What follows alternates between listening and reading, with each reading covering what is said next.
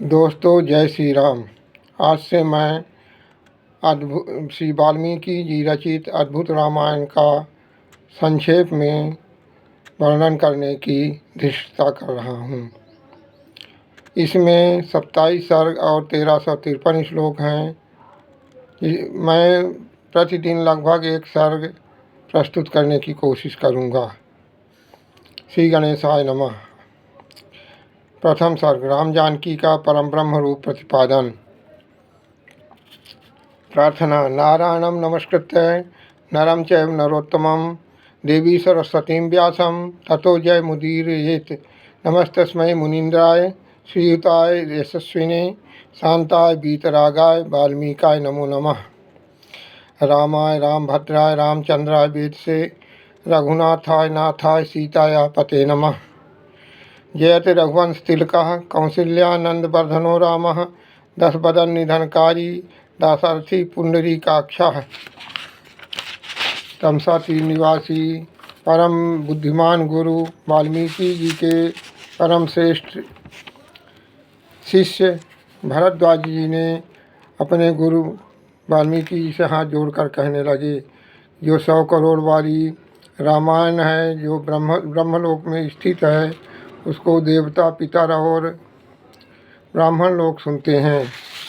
पृथ्वी तल में 25,000 श्लोक वाली रामायण उपलब्ध है, इसका मैं श्रवण कर चुका हूँ। हे गुरुदेव, मैं जानना चाहता हूँ कि जो 100 करोड़ श्लोकों की रामायण है, उसमें गुप्त रूप से क्या चीज़ है जो अति महत्वपूर्ण एवं सुनने योग्य है। तब महामुनि राज ने उत्तम भरद्वाज जी का प्रश्न सुनकर रामचरित्र का स्मरण किया तथा बहुत अच्छा यह वचन मुनिराज ने अपने शिष्य से कहा और कहा कि हे भरद्वाज, तुमने बहुत अच्छा प्रश्न किया है, तुम बहुत दिनों तक जियो। जो राम का जो पृथ्वीलोक में जो रामचरित जो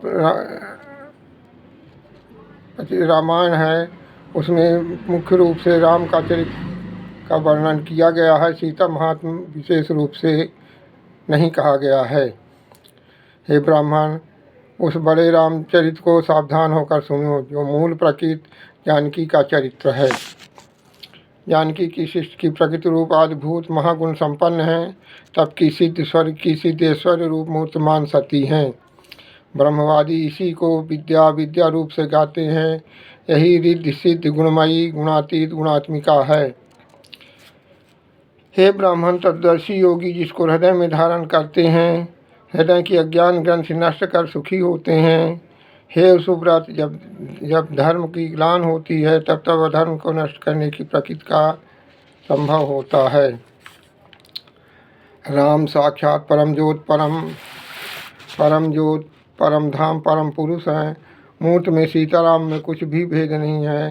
राम सीता जानकी रामभद्र में अनुमात्र का भी भेद नहीं है। उन दोनों के परम जन्म को मैं कहूँगा, जिस कारण उन दोनों ने देह धारण किया। उन आरूपी का देह धारण करना केवल मनुष्य के हित में ही निमित्त है। इसके पढ़ने से ब्राह्मण शेष वाणी को प्राप्त होता है, क्षत्रिय पृथ्वीपति होता है, वैश्य पुण्य फल को प्राप्त होता है और शूद्र अच्छे महत्व को प्राप्त होता है। श्री वाल्मीकि अद्भुतोत्तर कांडे आदि काव्ये प्रथम सर्ग। श्री शिव शरणम श्री हरि शरणम। धन्यवाद। से अगले सर्ग में।